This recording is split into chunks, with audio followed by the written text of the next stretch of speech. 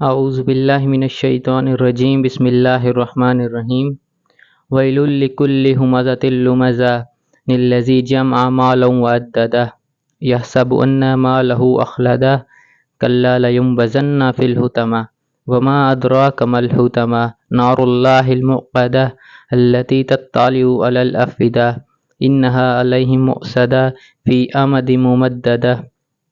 شروع اللہ کے نام سے جو بڑا مہربان اور نہایت رحم فرمانے والا ہے۔ تباہی ہے ہر اس شخص کے لیے جو منہ در منہ لوگوں پر تان اور پیٹھ پیچھے برائیاں کرنے کا خوگر ہے، جس نے مال جمع کیا اور اسے گن گن کر رکھا۔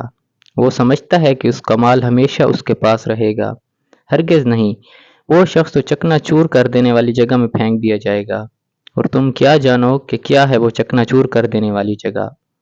اللہ کیا خوب بھڑکائی ہوئی جو دلوں تک پہنچے گی، وہ ان پر ڈھانک کر بند کر دی جائے گی، اس حالت میں کہ وہ اونچے اونچے ستونوں میں گھیرے ہوئے ہوں گے۔ یہ سورہ 9 آیات پر مشتمل ایک مختصر صورت ہے، جو صورت سورہ عصر کے بعد آتی ہے۔ اس میں ایک اہم معاشرتی رویے اور اخلاقی مرض کا تذکرہ کیا گیا ہے، جو مال و دولت کی حرص اور حب مال کی وجہ سے سر اٹھاتا ہے، اور اس کے نتیجے میں تکبر، دوسروں کو حقیر جاننا، طعن و تشنع جیسے رویے جڑ پکڑتے ہیں۔ اس کا بنیادی سبب کیا ہے، اس کے معاشرتی اثرات، اور بالآخر انسان کس ہولناک انجام سے دوچار ہوگا اور اس سے بچاؤ کی راہ کون سی ہے، ان سب سوالوں کا جواب دیا گیا ہے۔ اگرچہ یہ مختصر اور چھوٹے چھوٹے بول ہیں، لیکن ان کے اندر بہت اہم باتیں، دین کی بنیادی تعلیمات اور اہم نکات کو بڑے دل نشین انداز میں نہایت اختصار اور جامعیت سے بیان کیا گیا ہے۔ اس کی پہلی آیت ویل لکل ہمزۃ لمزہ، تباہی ہے ہر اس شخص کے لیے جو منہ در منہ لوگوں پر تان اور پیٹھ پیچھے برائیاں کرنے کا خوگر ہے۔ ویل کے معنی ہلاکت اور تباہی کے بھی ہیں، اور مذمت اور برائی کے بھی۔ کوئی ویل کے لفظ سے ہلاکت اور تباہی کی خبر دی جا رہی ہے اور اس کی مذمت بھی کی جا رہی ہے۔ یہاں اس کی دو صفات بیان کی گئی ہیں، ہمزہ تل لمزہ۔ یہ دو الفاظ ایک دوسرے سے معنی کے اندر بہت قریب ہیں، اتنے قریب کہ ایک ترجمہ کرنے والا ایک لفظ کے جو معنی بیان کرتا ہے، دوسرا ترجمہ کرنے والا دوسرے لفظ کے وہی معنی بیان کرتا ہے۔ اس لیے ایک رائے یہ بھی ہے کہ دونوں دراصل تاکید کے لیے آئے ہیں، اور دونوں کے معنی ایک دوسرے سے ملتے جلتے ہیں۔ حضرت ابن عباس رضی اللہ تعالیٰ عنہ کے قول کے مطابق ہمزہ تو وہ ہے جو سامنے برائی کو بیان کرے، تانے دے، برا بھلا کہے، اور لمزہ وہ ہے جو غیبت کی شکل میں ہو، جب انسان سامنے نہ ہو اس کی پیٹھ پیچھے برائی بیان کرے۔ ہمزہ کے معنی بعض علماء نے اشارہ بازی کرنے کے لیے بھی لیے ہیں، یعنی اشاروں اور کنایوں یا ادا سے کسی کا مذاق اڑایا جائے یا کسی کی برائی کی جائے، اور لمزہ وہ ہے جو زبان کے بول سے کسی کا عیب یا برائی بیان کرے۔ اس میں اصل چیز کسی عیب چینی اور طعنہ زنی ہے، اور اس کا اظہار خواہ جس طریقے سے بھی ہو، الفاظ کے ذریعے ہو یا تحریر کے ذریعے یا پھر اداؤں کے ذریعے، یہ صاف سا بات نہ ہی کیا جائے بلکہ اشارہ کیا جائے۔ مثال کے طور پر کسی کو کہا جائے یہ بڑا سخی بنا پھرتا ہے، بظاہر اس میں کوئی الزام نہیں لگایا گیا، لیکن اس میں طعنہ بھی ہے اور طنز بھی۔ اسی طرح لوگوں کو برا کہنے، ان کو طعنے دینے اور ان کی غیبت کرنے کا مال و دولت سے بھی بڑا گہرا تعلق ہے۔ اس لیے آگے فرمایا الذی جمع مالا وعددہ، جس نے مال جمع کیا اور اسے گن گن کر رکھا۔ جب دولت کسی کے پاس آتی ہے تو وہ دولت ہی کو سب کچھ سمجھتا ہے۔ وہ لوگ جن کے پاس دولت نہیں ہوتی، جو اس کے ہم رتبہ اور ہم حیثیت نہیں ہوتے، وہ ان کو اپنے سے کمتر اور حقیر سمجھنے لگتا ہے۔ وہ دولت ہی کو زندگی کا محاصل سمجھتا ہے، پھر وہ دوسروں کی عزت نفس پر بھی ہاتھ ڈالنا شروع کرتا ہے۔ ان دونوں کا آپس میں بڑا گہرا تعلق ہے۔ مال کے بارے میں تو قرآن مجید نے یہ بات واضح کر دی کہ مال فی نفسہ کوئی بری شے نہیں، مال کا جمع کرنا، مال کا کمانا یا مال کو اپنے پاس رکھنا یہ خود کوئی برائی نہیں ہے، لیکن مال ہی کو مطلوب بنانا اور مال ہی کو محبوب بنانا، مال ہی کے پیچھے پوری زندگی لگا دینا، وہ زندگی جو برف کی طرح پگھل رہی ہے، یہ خسارے کا سودا ہے۔ اور جو مال کو اس طرح جمع کرتا ہے وہ دراصل مال کا بندہ بن جاتا ہے۔ اس لیے ایک حدیث میں اس بات کی طرف اشارہ کرتے ہوئے مال کا بندہ، درہم و دینار کا بندہ، کپڑے کا بندہ، مختلف الفاظ استعمال کیے گئے ہیں، اور کہا گیا ہے کہ یہ ہلاک ہو جائیں اور برباد ہو جائیں۔ در حقیقت مال جمع کرنا کوئی خرابی نہیں، مال تو بذات خود ایک نعمت ہے۔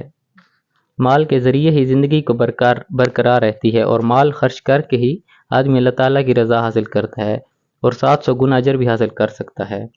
کوئی شخص اللہ کی رضا اور اللہ کی مرضی کے مطابق اپنے نفس کے، اپنے اہل و عیال کے، غریبوں کے، یتیموں کے حقوق ادا کرے اور دین اور جہاد کے مصارف میں ٹھیک ٹھیک خرچ کرے تو وہ اللہ کی جنت کا مستحق ٹھہر سکتا ہے۔ یہاں پر مال کا مطلب صرف روپیہ پیسہ نہیں، بلکہ مال سے مراد دنیا کا سارا مال و اسباب ہے، بلکہ یہاں تک بھی کہا گیا ہے کہ مال کا مطلب تو پوری دنیا ہے، کیونکہ دنیا میں جو کچھ بھی حاصل ہوتا ہے وہ مال کے ذریعے ہی حاصل ہوتا ہے۔ یہاں اللہ تعالیٰ نے مال کے حوالے سے ایک منفی سوچ اور غلط رویے کی نشاندہی کی ہے کہ جس نے اسے سمیٹ سمیٹ کر گن گن کر رکھا اور دولت کو سمجھا کہ یہ سب کی قیمتی چیز ہے اور جو دولت کا مالک ہوگا وہی دنیا کے اندر کامیاب ہوگا، دولت ہی سے سب کچھ حاصل ہو سکتا ہے، تو پھر وہ انسانوں کی عزت پر بھی ہاتھ ڈالتا ہے۔ اب ان مالہ اخلدہ، وہ سمجھتا ہے کہ اس کا مال ہمیشہ اس کے پاس رہے گا۔ یہ مال جمع کرنے کا بنیادی سبب ہے، وہ سمجھتا ہے کہ مال اس کو ہمیشہ کی زندگی دے دے گا۔ یہ اس کے لفظی معنی ہے۔ اگر ہم اس کو کھول کر بیان کریں تو اس کے اندر دنیا پرستی اور مال کی محبت جو اس مرض کی اصل جڑ ہے وہ بیان کر دی گئی ہے۔ بظاہر تو یہ ایسا محسوس ہوتا ہے کہ مال ہمیشہ آدمی کے ساتھ رہے گا اور ہر آدمی یہ بھی جانتا ہے کہ موت کے بعد مال چھن جائے گا، لیکن پھر بھی وہ مال جمع کرتا رہتا ہے اور اس کے پیچھے لگا رہتا ہے اور اس کو اپنا معبود اور خدا بنا لیتا ہے۔ اس کے ذہن میں یہی بات ہوتی ہے کہ سارے کام مال کے ذریعے ہی ہوں گے، جو بھی مسائل پیش آئیں گے، خواہ وہ بیماری ہو یا دیگر مسائل، ان سب میں جو کام آنے والا ہے جس سے یہ مسائل حل ہوں گے وہ مال ہی ہے۔ وہ سمجھتا ہے کہ اس کا مال اسے حیات جاویداں عطا کر دے گا، لیکن حقیقت یہ ہے کہ انسان کی عمر ہر لمحے گھٹ رہی ہے، لمحہ بلمحہ موت قریب آ رہی ہے۔ وہ مال جس کے بارے میں وہ سمجھتا ہے کہ وہ ہمیشہ اس کے پاس رہے گا، اسے حیات جاویداں دے گا، اس کے مرتے ہی ہمیشہ کے لیے اس سے جدا ہو جائے گا۔ پھر اس کے بعد کی آیت کلا لیمبذن فی الحطمہ، ہرگز نہیں وہ پھینک دیا جائے گا حطمہ میں۔ اس کے مقابلے میں اللہ تعالیٰ نے فرمایا کہ جو اس روش کا حامل ہے اس کے لیے ہلاکت، تباہی اور بربادی ہے۔ کلا کہہ کر اس بات پر زور دیا ہے کہ اگر اس کا خیال یہ ہے کہ اس کا یہ مال اس کے کام آئے گا تو یہ ایسا ہرگز نہیں۔ اس کا یہ خیال کہ یہ مال دنیا کی اصل قیمت اور دولت ہے، یہ بھی صحیح نہیں، بلکہ وہ اٹھا کر حطمہ کے اندر پھینک دیا جائے گا۔ ادھر حطمہ کے معنی ہے جو چیز روند ڈالے، کچل دے اور کوٹ کوٹ کر ریزہ ریزہ کر دے، چورا چورا کر دے، یہ سارے معنی حطمہ کے اندر شامل ہیں۔ عربی زبان میں یہ لفظ کھائے جانے والے کے بارے میں بھی استعمال ہوتا ہے، یعنی جس سے آگ کھا جائے۔ ایسے شخص کو حقارت، ذلت اور اہانت کے ساتھ اٹھا کر آگ میں پھینک دیا جائے گا، جو اپنے آپ کو اپنی دولت کی وجہ سے، اپنے رتبے اور حیثیت کی وجہ سے بڑا سمجھتا تھا اور دوسروں کی عیب چینی کر کے، تانا زنی کر کے، منہ در منہ بھی اور پیٹھ پیچھے بھی ان کی برائیاں بیان کر کے تذلیل کرتا تھا اور مال جمع کر کے اپنے آپ کو بڑا معزز سمجھتا تھا۔ اب یہاں اس حصے میں ذلت و حقارت آئے گی اور ذلت و حقارت اس کے ساتھ اس کو ایسی آگ میں ڈال دیا جائے گا جو اس کو چورا چورا کر دے گی۔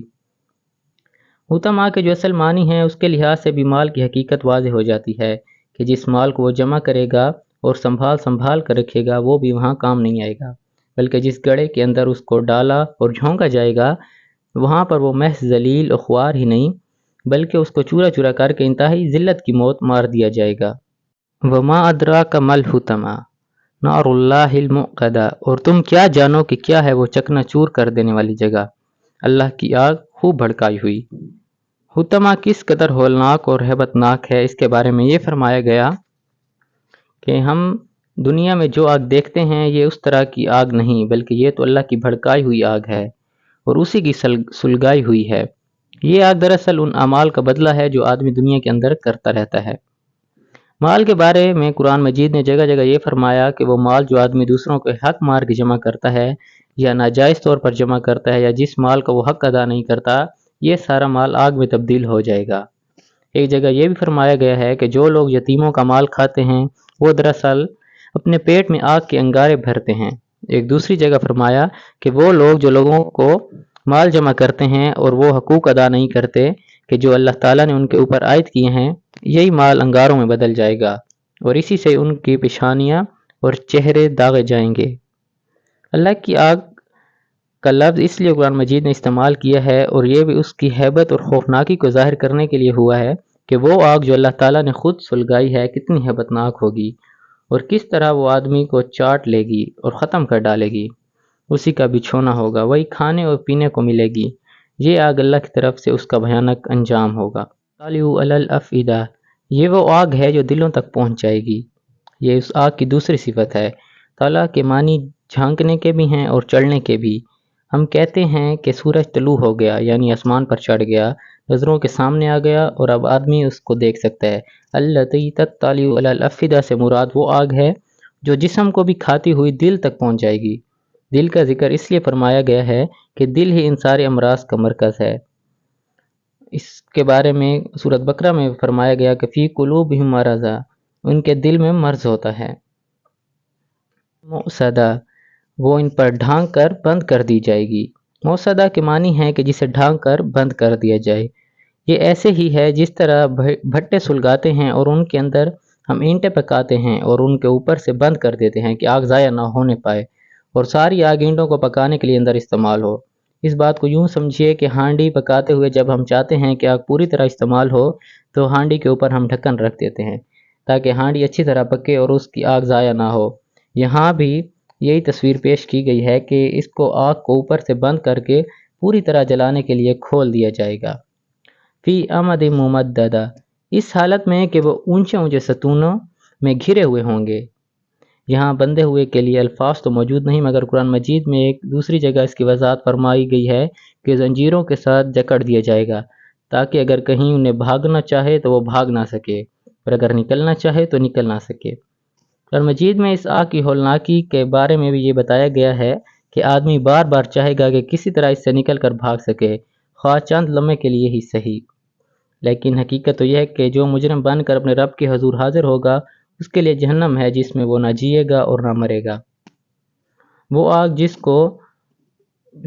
جسم کو بھی چاٹ جائے گی، جس میں آدمی کو اوپر سے باندھ کر ڈال دیا جائے گا اور وہ بالکل ہی لاچار اور بے بس ہو کر رہ جائے گا۔ اس آگ سے نجات کی کوئی صورت نہیں ہوگی۔ اس صورت کے اندر ایک پوری تصویر ہمارے سامنے آتی ہے۔ اصل چیز جو انسان کے پاس ہے وہ مہلت، عمل اور وقت ہے۔ یہ وقت اللہ تعالیٰ نے اس لیے دیا ہے کہ ہم اس کو امتحان کے لیے استعمال کریں جس میں اللہ تعالیٰ نے ہم کو ڈالا ہے۔ یہ امتحان دراصل اس چیز کا ہے کہ ہم اپنے ارادے سے نیکی کا راستہ اختیار کریں اور برائی کے راستے کو ترک کر دیں۔ ہماری فطرت میں اللہ تعالیٰ نے نیکی اور بدی کی پہچان بھی دی ہے۔ نیکی اور بدی کی طرف رجحان اور میلان بھی دیا ہے اور نیکی کی محبت بھی رکھتی ہے۔ کوئی آدمی برائی کو محبوب نہیں رکھتا، برا آدمی بھی نیکی کو محبوب رکھتا ہے، لیکن یہ ہمارے اپنے اوپر ہے کہ ہم کون سی راہ اختیار کرتے ہیں۔ مختصراً کہا جائے تو قرآن اس بھیانک اور عبرتناک انجام کی تصویر ان الفاظ میں کھینچی ہے کہ خرابی ہے ہر تانا دینے والے کے لیے اور ہر ایک عیب جوئی کرنے والے کے لیے جس نے مال کو سمیٹا اور گن گن کر رکھا۔ وہ سمجھتا ہے کہ اس کا مال ہمیشہ کام آئے گا اور ہمیشہ اسی کے ساتھ رہے گا۔ ایسا ہرگز نہیں ہوگا، بلکہ وہ تو حطمہ کے اندر چورا چورا کر دینے والی اور رون دینے والی آگ کے اندر پھینک دیا جائے گا۔